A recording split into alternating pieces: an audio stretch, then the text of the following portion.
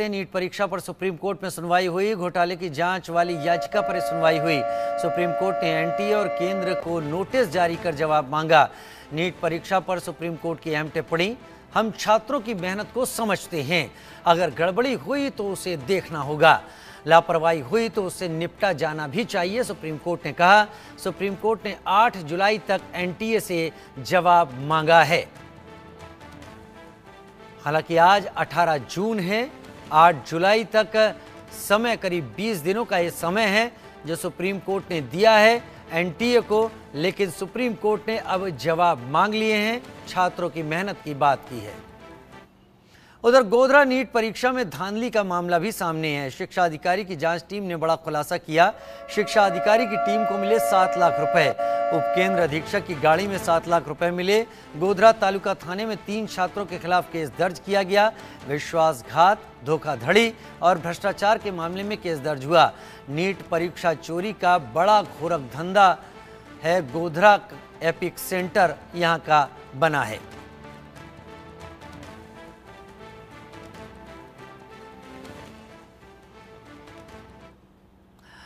India news की मुहिम का सबसे बड़ा असर सामने आया है। नीट पेपर लीक पर एक्शन में बिहार के CM Nitish Kumar. Paper leak पर सीएम नीतीश कुमार का बड़ा ऐलान सामने आया।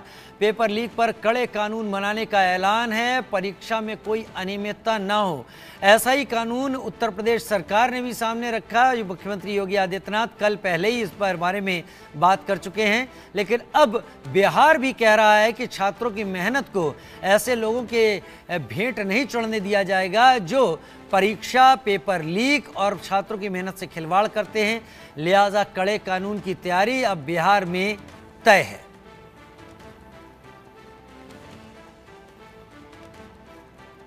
नीट एग्जाम को लेकर पूरे देश भर में छात्रों का धरना प्रदर्शन चालू है। जगह जगह छात्र सड़कों पर उतरे हुए हैं। कथित तौर पे जो धांधली हुई है, जो पेपर लीक का मामला कहा जा रहा है, उसको लेकर अब राजनीति भी शुरू हो गई है। देश में तमाम जगहों पर राजनीतिक पार्टियां भी मैदान में आ गई है और आरोप लगाने शुरू कर दिए हैं एनटीए पर, भारतीय जनता पार्टी पर। आज इस कड़ी में राजेंद्र पाल गौतम जी भी हमारे साथ मौजूद हैं। सर, अब जो आरोप लगाए जा रहे हैं बच्चों की तरफ से, इसमें आम आदमी पार्टी ने भी बच्चों को अपना सहयोग देना शुरू कर दिया है, क्या कहना चाहेंगे? नहीं, ये आरोप नहीं है, ये सच्चाई है। नीट का पेपर लीक हुआ है और कितने बच्चों ने पुलिस को बयान दिए हैं कि हमको रात रात भर रटवाया गया, कुछ आंसर रटवाए गए और अब तो आंसर शीट भी पब्लिसाइज की, बच्चों ने बताया। तो उसके बावजूद धर्मेंद्र प्रधान जी जिस तरह का घटिया बयान दे रहे हैं कि कोई लीक के कोई प्रूफ नहीं मिले हैं, प्रूफ करने का काम कोर्ट में बाद का है। पहले तो जिन बच्चों ने बयान दिया है पुलिस को, उसके आधार पे तुरंत इसको रद्द किया जाना चाहिए। और हमने तो आज तक देखा नहीं कहीं ग्रेस मार्क्स इस तरीके एग्जाम में। एनटीए ने यू टर्न ले लिया है, पहले ग्रेस मार्क्स दिए, उसके बाद कोर्ट में बोल दिया कि हम ग्रेस मार्क्स वापस ले रहे हैं। एनटीए के यू टर्न को कैसे देखते हैं? यू टर्न लिया है, अभी धर्मेंद्र प्रधान भी यू टर्न लेंगे। अभी वो नीट के एग्जाम को भी रद्द करेंगे, ठीक है, लेकिन बेसर में, आराम से नहीं कर सकते, धक्के खा के करेंगे। जब पूरे देश के युवा उनको जूते मारेंगे, जब पूरे देश का युवा कह रहा है इसमें बेईमानी हुई है, बच्चे खुद बयान देके कह रहे हैं कि हमें रात रात भर आंसर शीट रटवाई गई है, और क्या प्रूफ चाहिए भाई? क्या कौन सा प्रूफ मांग रहे हैं आप तो गरीब विरोधी हैं। आपने नीट के एग्जाम को पूरा एक ऐसा गठजोड़ बना दिया, कोचिंग सेंटर्स और नीट और ये जो नेशनल टेस्टिंग एजेंसी, ये लोग मिलके एक ऐसा गठजोड़ है जो गरीब विरोधी है, जो हिंदी माध्यम से पढ़ने वाले या क्षेत्रीय भाषा के माध्यम से पढ़ने वाले बच्चों के विरोधी हैं। ऐसा एग्जाम बना रहे हैं जिसमें 70% जो कोर्स है वो ऐसा आता है जो उसे 12वीं में पढ़ाया नहीं गया है। पहले नीट का जो एग्जाम मेडिकल का होता था, इंजीनियरिंग का होता था, मुझे खूब याद है, जो बच्चे 12वीं करके आते थे बिना कोचिंग के डायरेक्ट एग्जाम में बैठते थे और वो अच्छे मार्क्स लेके पास होते थे। लेकिन अब एग्जाम ही 12वीं के अब जो पढ़ाया उसमें से ना आके 70% बाहर से आ रहा है। तो वो भी जो कोचिंग सेंटर से मिली बकस से हो रहा है।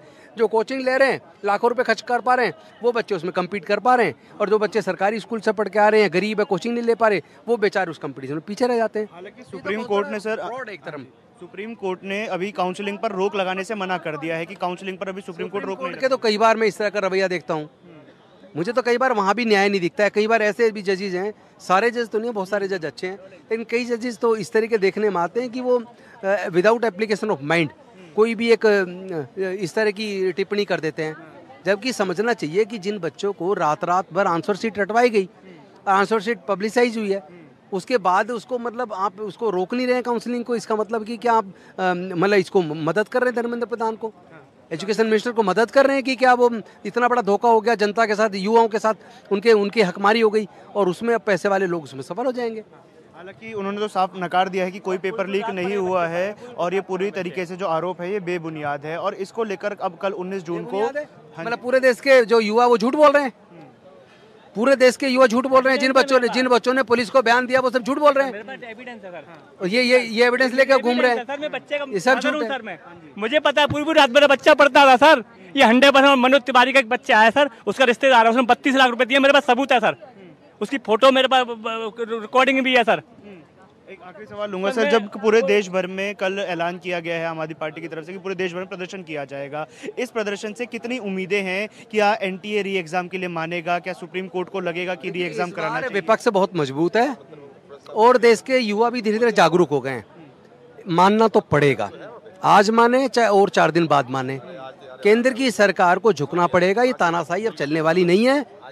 ये जो तानाशाही सरकार है ना, जो संविधान विरोधी सरकार है, ये चलने वाली नहीं है। इसको मानना पड़ेगा, जनता के सामने उसको झुकना ही पड़ेगा। तो दिल्ली में लगातार इस पर प्रदर्शन कर रहे हैं। सुप्रीम कोर्ट में आज सुनवाई भी थी और सुप्रीम कोर्ट ने साफ कहा कि हम छात्रों की मेहनत को समझते हैं। एनटीए को नोटिस जारी कर दिया गया है और इसके साथ ही एक बात तय हो गई है कि अब आने वाले दिनों में एनटीए के लिए आसानी भरे दिन नहीं होने वाले हैं। एनटीए को शायद वो खुलासे करने पड़ेंगे जिनको छुपाते रही। रितेश मिश्रा पटना से मेरे साथ जुड़ेंगे, आरजू दिल्ली से मेरे साथ जुड़ जाएंगी कुछ देर में, और जयेश सोनी मेरे साथ गुजरात से इस वक्त ज्यादा जानकारी के साथ जुड़ रहे हैं। सबसे पहले जयेश का रुख कर लेते हैं जो कि गुजरात से मेरे साथ इस वक्त जुड़ रहे हैं। जयेश, गुजरात का नाम खास तौर पर सामने आ रहा है जहां पर गोधरा को एपिक सेंटर बताया जा रहा है। जयराम जो विद्यालय है, जो सेंटर है वो जलाराम, उसको लेकर भी बहुत सारी बातें सामने आ रही हैं। सिलसिलेवार बताइए, इस बीच की पूरा देश नीट को लेकर प्रदर्शनों में और इस उम्मीद में उलझा हुआ है कि आखिरकार केंद्र सरकार कदम उठाएगी। सुप्रीम कोर्ट के चाबुक के बाद मजबूर होना पड़ेगा इस एग्जाम को दोबारा कराने के लिए। गुजरात से क्या जानकारी निकल कर आ रही है जयेश? जी बिल्कुल, मैं आपको बता दूं कि गुजरात से अभी तक जो भी कार्रवाई पुलिस ने और जो भी शिक्षा विभाग ने कार्रवाई की है, उसके अंदर अब तक 2,30,00,000 रुपए के चेक और कई ऐसे चेक, ब्लैंक चेक, जो कि पुलिस ने उस टाइम एग्जाम के दिन बरामद किए गए थे। 5 लोगों की गिरफ्तारी हो चुकी है। ये 5 मई के दिन बरामद किए गए थे, 5 मई के दिन। जी बिल्कुल, ठीक है, बताएं पूरी बात। ये 5 आरोपियों की उस टाइम पर गिरफ्तारी हुई थी। अब एसआईटी को जांच सौंप दी गई है। एसआईटी ये जांच कर रही है कि कौन कौन से स्टूडेंट पैसा देकर जो ये अपने पर्चे भरवाने के लिए यहाँ पर पहुंचे हुए थे। अलग अलग राज्यों से जो स्टूडेंट आए थे, करीबन 30 स्टूडेंट के नाम सामने आ रहे हैं जो कि इस पूरे स्कैम के अंदर शामिल थे और उन्होंने 10 लाख रुपए से ज्यादा रकम चुकाई थी। अपने पर्चे जो ब्लैंक छोड़ दिए जाएंगे वो बाद में भर के उनको सबमिट किया जाएगा और उसको पास कराने का जो वादा है वो किया गया था इस सेंटर के द्वारा। तो ये अभी जांच एसआईटी कर रही है। एनटीए से ये सारे जो स्टूडेंट्स हैं उनके एड्रेस और उसकी डिटेल्स भी मांगी गई है। साथ ही जो चेक थे उस चेक के बैंक अकाउंट से भी जो डिटेल्स है वो कलेक्ट की जा रही है और पुलिस ये बता रही है कि हम आने वाले दिनों में इन सारे स्टूडेंट्सों के साथ बातचीत करेंगे, उसकी पूछताछ करेंगे। साथ ही जिन अकाउंट के चेक दिए गए थे उन अकाउंटों की भी जांच की जाएगी और उस अकाउंट के जो ओनर है, जो होल्डर है, अकाउंट होल्डर है, उनसे भी हम पूछताछ कर सकते हैं। तो ये जांच जो है अब एसआईटी के हाथ चली गई है और एसआईटी अब इस मामले को लेकर के तेजी से जांच करने की बात कर रही है। फिलहाल जो मामला है वो गोधरा का है। गोधरा के अंदर ये जो पूरा स्कैम पकड़ा गया था, इसके बाद ये पूरी बात सामने आई थी। पुलिस ने अब तक कोई कार्रवाई नहीं की थी, लेकिन जैसे जैसे दबाव बढ़ता गया, सुप्रीम कोर्ट ने भी जवाब जब मांगा है, तो पुलिस अब कुछ हरकत में आई है और जांच करने की जो तेजी है वो दिखा रही है।